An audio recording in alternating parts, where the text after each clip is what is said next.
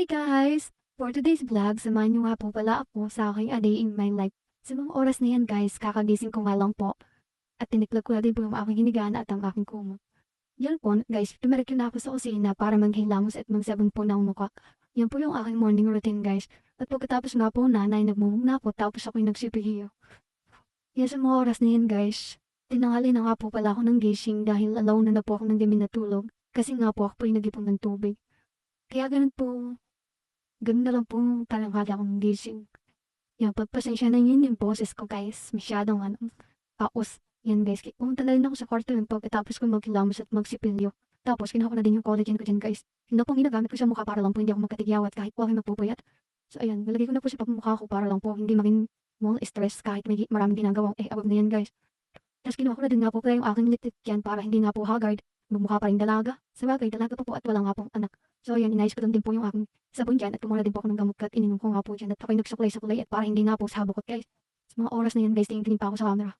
Pero mukhang tulala. Ayun guys, nakakita ko ng isda, yung pinarito ko kasi kakain na nga po pala kami ng umagahan dyan sa mga oras na yan, wala pa pong ulam. Ayun guys, nilagyan ko na siya ng asin.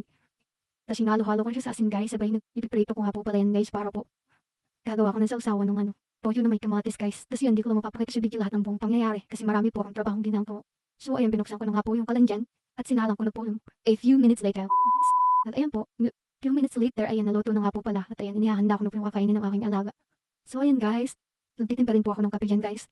Para lang po pala mainitan yung aking sikmura kasi sa umaga din yung pong ginagawa ko guys. Nagtitimpla po ako ng kape para po mainitan yung aking sikmura. So yan, yun guys, yung tinitimpla kong kape, masarap po yan. Tapos ayan, lagyan ko na siya ng mainit na tubig guys. Kasi hinalo-halo ko lang siya guys. Ayan, yan, tulala pa ako dyan habang nagkakape kasi nga kakagising ko lang. Yan, kumain na ako na sa akin, nakipagdaldayan. So yun, nagising yung alaga ko, syempre papakainin natin guys. Hindi natin pwedeng lutumin yan. Ayan, dahil kumakain yung alaga ko, syempre sasabayin natin yan kumain. Para naman, pag nakahiga siya, nakakapagpahinga na rin tayo. At nga po pala si nanay, yan po yung alaga ko guys. Kumbaga working student po ako, siya pong alaga ko kapag po ako awas sa school. Papasok sa high school, yan, ganyan lang po routine ko guys. Mag-aalaga kay nanay. Tapos ayun, dala ko siya ng kape kung gusto niya. Gusto niya naman daw. Kaya ayun, kinuha ko niya siya ng baso sa mga oras na yan guys. Hinatihan ko talaga siya ng kape kasi hindi ko naman yan mauubos, masasayang lang. O ayun, kumain na kami. Kain na kayo guys. Yan yung morning routine ko guys. Tapos ayun yung mag-inasal ko. Yun yung manugang ni nanay. Tapos apo niya. Tapos ayun, hindi ko lang alam kung ano dinadal-dal ko pa dyan. Yan, ang dami namin kwento dyan guys. Yan, habang nakain kami guys, panoodin nyo na lang muna at wala na akong madadak. Hindi ko alam po anong sasabihin ko.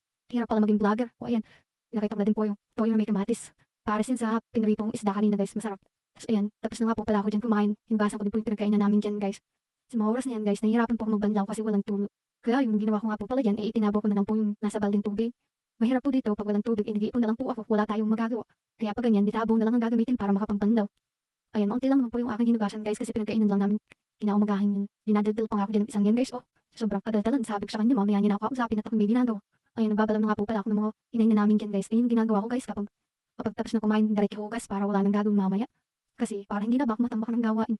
Ayan, dahil tapos na ako maghugas guys. May kasunod pang gagawin yan. Kala nyo na magpamakakahit pagkain yan. Hindi pa. Magpapaligo pa yan kay Chupi tuloy. Papi tuloy. Yan eh, papi. Nabubulol na ako guys.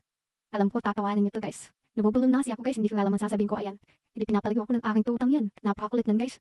Pero napakasweet naman yan pag ako galing sa school yan. Nagtatanggal ng stress ko guys. Pag na-stress na ako siya lang.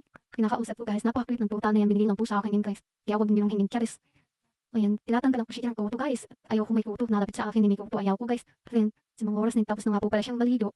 At ayan, alam ko na mangyayari. Sa sahig siya nahiga guys. Ang galing-galing. Kung magkatapos kong liguan, nasa sahig lang. Yan, diyan siya nagano guys. Ang dumi-dumi ng sahig tapos diyan lang siya. Ayun, wala din yung pagligo ko sa kanya. Nadumihan din siya. Ay naku, kapag na naman talaga.